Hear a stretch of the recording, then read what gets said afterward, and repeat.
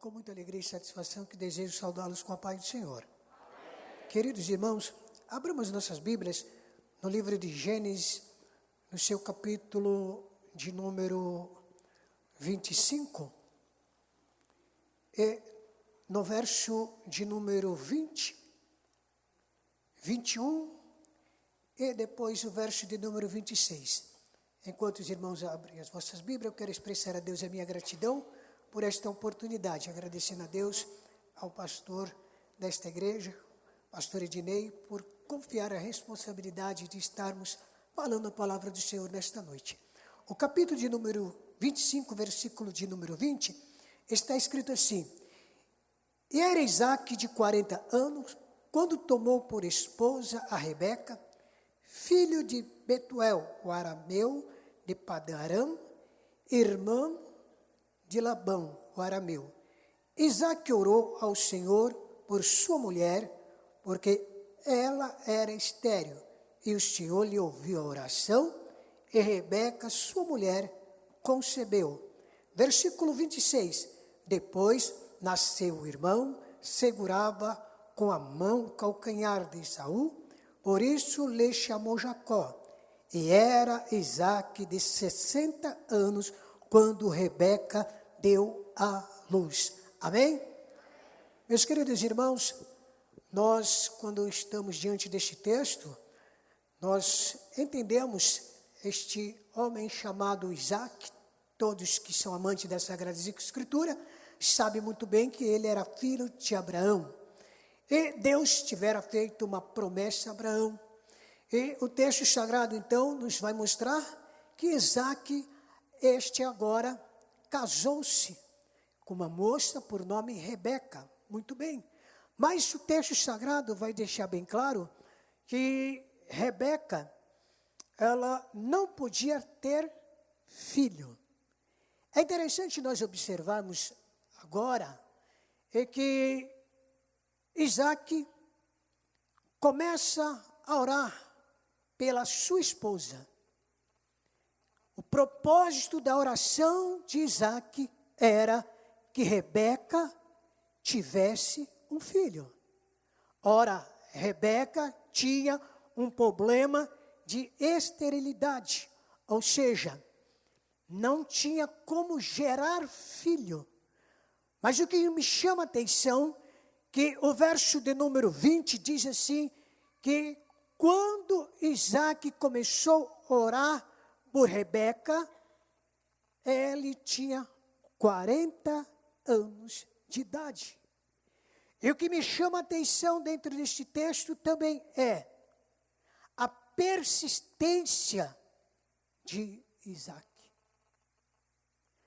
Quem sabe nesta noite, você que está aqui, já orou um dia, já orou um mês, já orou um ano, mas ainda não teve sucesso. Quem sabe você está aqui se sentindo de que Deus não ouviu a tua oração. E quem sabe você está a ponto de desistir. Mas eu quero chamar a tua atenção nesta noite, que quando nós nos colocamos diante do Senhor e temos um propósito firmado com o Senhor Deus, Ele jamais vai se virar contra nós, jamais vai deixar de responder a nossa oração. Aleluia. E por que Deus muitas das vezes não responde de imediato? Sabe por que muitas das vezes Deus não responde de imediato? É porque Ele vai trabalhar a sua fé. Ele vai moldar você. Aleluia. Então, queridos irmãos, a campanha de quarta-feira com o título Por esta causa me ponho de joelho. Isaque estava de joelho por uma causa. Aleluia. Quem sabe nesta noite você está aqui, aleluia, e já está querendo desistir de uma causa que aos seus olhos parece ser impossível. O texto vai nos mostrar da seguinte maneira no verso 26, que quando, aleluia, nasceram as crianças, Isaac já estava com 60 anos de idade. 20 anos tinham se passado, aleluia, mas todos os dias ele estava firme, orando com aquele propósito que Deus haveria de curar Rebeca. Orando pela sua família, orando pela sua casa, aleluia. Nesta noite eu quero chamar a tua atenção, aleluia, que você nesta noite continue orando pela tua família, que você continua persistindo pelaquele, aleluia, que a medicina já desenganara, continua persistindo em orar, aleluia, pelaquele que muitos olham e dizem assim, aleluia, este nada vai acontecer na vida dele, mas nesta noite eu chamo a tua atenção para continuar orando, orando, orando, orando, aleluia, oh, aleluia. Nós, seres humanos, aleluia, muitas das vezes, como diz no Nordeste, nós somos meios afoitos, mas o salmista diz no Salmo 40, esperei com paciência no Senhor, Ele inclinou o seu ouvido e ouviu o meu clamor, tirou-me de um charco de lodo, colocou os meus pés sobre uma rocha e firmou os meus passos. Nesta noite há uma grande necessidade de você começar a esperar no Senhor, aleluia, mesmo que a circunstância seja adversa diante de você, meu querido irmão, não há momento nesta noite de você se desesperar. Sabe por quê? Quando o desespero chegar diante de nós, e se nós não estivermos com os olhos fitos no Senhor, aleluia, e se nós desviarmos os nossos olhos do Senhor, certamente os nossos olhos começarão a enxergar as coisas terrenas, e certamente nós vamos fazer como se escreveu, aleluia, o Salmo de número 73, Asaf, diz assim, e quando eu comecei a olhar para a prosperidade do ímpio, então os meus pés quase saíram, aleluia, da tua presença, mas graças a Deus que o versículo de número 17 está escrito no Salmo, mas quando eu entrei no teu templo, então eu enxerguei e contemplei e vi o final deles, aleluia, porque o Senhor colocou ele em lugares escorregadios, pelo qual eles não podem estar de pé. Ei, querido, nesta noite você está no templo, no lugar de adoração, no lugar aonde Deus se manifesta, no lugar aonde quando você começar a invocar o nome dele, ele vai se manifestar aqui, aleluia, e vai abrir os seus olhos e vai ver, é a prosperidade do ímpio, é rápida e passageira, mas a tua prosperidade é eterna. Tudo que Deus faz para com as nossas vidas tem uma durabilidade. Portanto, nesta noite Deus está chamando a tua atenção e dizendo, aleluia, não desfaleça não, Senhor, aleluia, aleluia. 20 anos passaram, ó glória, mas o Senhor respondeu a oração de Isaac. E quando nós vamos falar de causas, propósito dentro do tema oração, nós então vamos observar, aleluia, quando Daniel, no capítulo de número 9, aleluia, ele está orando pelo um propósito, uma causa. Qual é a causa? Ele queria a revelação, aleluia, das 70 semanas. Ele orou 21 dias aleluia, mas a resposta chegou, aleluia. Quando o texto vai dizer também, no capítulo de número 2 de Daniel, aleluia, o texto sagrado vai dizer que quando o rei tem um sonho, Nabucodonosor perturba o teu espírito e chama os astrólogos, os encantadores, os adivinhos, os sábios. Ninguém pode, aleluia, revelar o sonho e nem interpretar o sonho, mas o texto sagrado vai dizer que Daniel está ali na Babilônia, e o texto sagrado diz que Daniel vai buscar ao Senhor, e quando ele está, aleluia, buscando ao Senhor, por quê? Porque o rei também tinha dado uma ordem, que se não fizesse ele lembrar o sonho e interpretar, todos serão mortos. Mas então, aleluia, Daniel se colocou diante de uma causa difícil,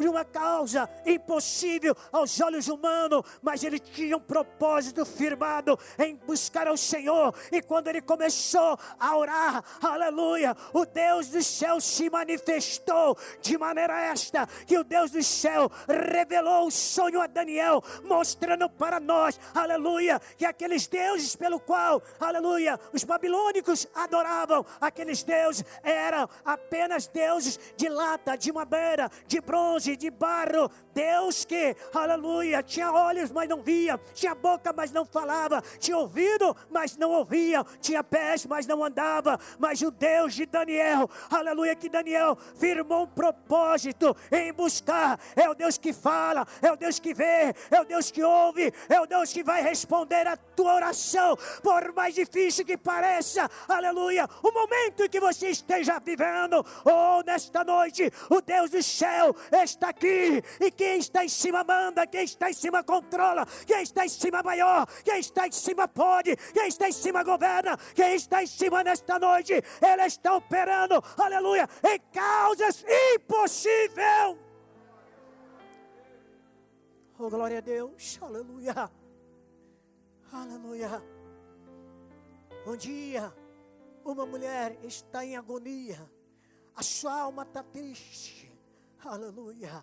O capítulo de número 1 escreveu Samuel, está inserido da seguinte maneira: esta mulher, na visão humana, alguns até equivocadamente diz que essa mulher estava debaixo de uma maldição, mas o capítulo de número 1, o texto é bem claro, aleluia, para nos revelar, no versículo 5, diz Samuel que foi o próprio Deus que cerrou a madre de Ana, para que ela não tivesse filho, ela não estava debaixo de uma maldição, aleluia, mas o versículo de número 9 e 10, diz que ela está orando no templo, a sua alma em amargura, mas ela está agora pedindo ao Senhor algo impossível aos olhos humanos, e foi o próprio Deus que tinha cerrado a madre dela. Mas este Deus é tão misericordioso, mas este Deus é tão bondoso, e ouviu a oração de Ana,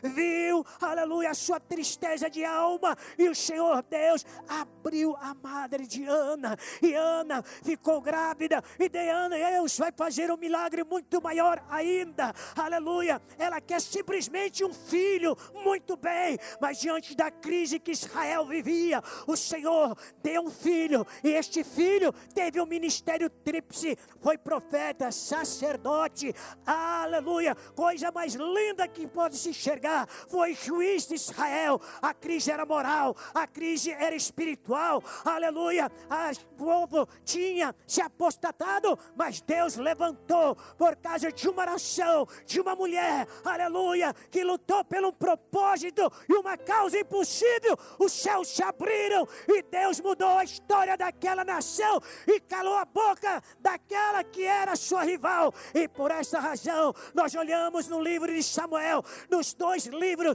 e só encontramos o nome de Samuel, e os nomes dos filhos de Penina não aparecem. Isto para mostrar que quando Deus quer exaltar o homem, que realmente se coloque diante dele, espera nele, o Senhor vai fazer, aleluia, o teu nome ser soprado nos 4 cantos da face da terra, para que o nome dele seja glorificado. Oh, glória a Deus, aleluia. Então, quando eu olho Paulo escrevendo 4 cartas, ele está preso em Roma. Da prisão ele escreve 4 cartas, uma a Filemão, uma a Filipenses, uma a Colossenses, e a outra carta ele vai enviar para a igreja que está em Éfeso. Aleluia. O capítulo de número 19 de Atos dos Apóstolos vai mostrar que Paulo ficou por 3 anos em Éfeso. O capítulo 19 vai mostrar também de Atos dos Apóstolos que quando ele chega lá, ele vai fazer uma pergunta: recebeste o batismo do Espírito Santo quando creste? Disseram: nós nunca ouvimos falar. Aleluia. E Paulo batizou alguns ali, orou, e Jesus batizou com o Espírito Santo. Muito bem, a preocupação de Paulo para com aqueles irmãos que ali estavam era da seguinte maneira: aleluia, aquela cidade tinha uma deusa chamada Diana, o povo estava na idolatria, mas sobretudo Paulo tinha ganhado almas ali. Então o capítulo de número 3 vai dizer que Paulo, quando ele se prostra de joelho perante o Pai, é por uma causa. A causa que Paulo está orando agora já não era mais uma causa terrena, já não era, aleluia, pedindo um carro, pedindo uma casa, não, Senhor, mas estava orando, pedindo que o Senhor fortalecesse a fé daqueles novos convertidos. Estava orando para que o Senhor guardasse aqueles novos convertidos. Por quê? Porque aqueles novos convertidos haveria de propagar o reino de Deus, porque a mensagem da cruz, ela não pode ser ofuscada, a mensagem da cruz não pode ser sufocada, a mensagem da cruz, ela precisa alcançar, aleluia, o mundo inteiro. Portanto, nesta noite, aleluia, nós que aqui estamos, certamente estamos orando, aleluia, de um propósito, por uma causa, não somente uma causa terrena, não, Senhor, mas estamos orando por uma causa muito mais além disto. Esta igreja hoje faz 14 anos de existência, ela tem 22 templos, mas sobretudo, ela não pode ficar somente nisto, ela vai alcançar, aleluia, este país, e não somente este país, porque quando entramos aqui, aleluia, ao sair, nós vamos observar, você está entrando num campo missionário, aleluia, missões, aleluia, é missões urbana, suburbana, missão nacional e transcultural. Será que você está orando por isso, para que o Senhor Deus, aleluia, levante homens e mulheres, para assim então, propagar o reino dele, aleluia? Nesta noite, nós entendemos então, que o apóstolo São Paulo, ele está orando por uma causa espiritual, aleluia. Quando eu vou olhando, aleluia, causas espiritual, eu começo a olhar da seguinte maneira: o percursor da grande reforma, quem que era esse? Savonarola, 1490 anos antes de Cristo, no ano 1498, aleluia, Savonarola, lá em Florença, na Itália, Deus o levantara de maneira que ele está orando por uma causa. E qual é a causa? A situação lá está caótica, aleluia, é moral, aleluia, é espiritual, aleluia, muitos já tinham se perdido, mas Savonarola começou a orar e começou a insistir com o Senhor, até que o Senhor abriu o céu, aleluia, transformou, aleluia, vidas ali através dele. Ei, querido, diz a história que houve uma fogueira, aleluia, uma pilha de livros obscenos de quase 20 metros de altura. Muitos começaram a se voltar e a enxergar o Cristo verdadeiro, o Cristo reto, o Cristo Salvador. Oh, aleluia, Savonarola dá o primeiro passo para a grande reforma. Então entendemos também que quando Lutero está orando 1516, aleluia, ele está orando por uma causa. E qual é a causa? Aleluia, é a causa do mestre, aonde, aleluia, dizia-se que a salvação, aleluia, comprava-se nesta mesma época. Era a época que estavam construindo o Vaticano e alguém estava comprando um pedaço do céu. Nós estamos vivendo dias difíceis, dias trabalhosos, mas esta igreja está orando certamente por uma causa espiritual. Certamente que esta igreja não vai aceitar as indulgências do passado. Esta igreja, aleluia, foi levantada nessa cidade, cidade para confrontar, aleluia, as heresias e não aceitar e propagar o Cristo reto, o Cristo verdadeiro, aleluia. Quando eu olho para a história e continuo a observar da seguinte maneira: no ano de 1738, Deus levantou um homem, aleluia, este na Inglaterra, chamado John Wesley. Ele começa a orar e começa a buscar ao Senhor. Deus manda um grande avivamento, de maneira esta, aleluia, que o Senhor começou a batizar com o Espírito Santo, de maneira esta, que a pregação já não era mais pregação, aleluia, focado segundo a sabedoria humana, mas sim uma mensagem revelada através do Espírito de Deus, aonde multidões eram impactadas pela presença de Deus. Se a ação de Deus não estiver no nosso meio, certamente, aleluia, vamos ter cultos simplesmente, aleluia, cultos, aleluia, frio. Mas quando a presença de Deus invade os nossos corações, nós não vamos passar 2 horas sentados neste banco, aleluia, e vamos para casa do mesmo jeito. Não, Senhor, é porque as pessoas estão vindo para cá, porque todo avivamento, ele tem um resultado. E qual é o resultado do avivamento?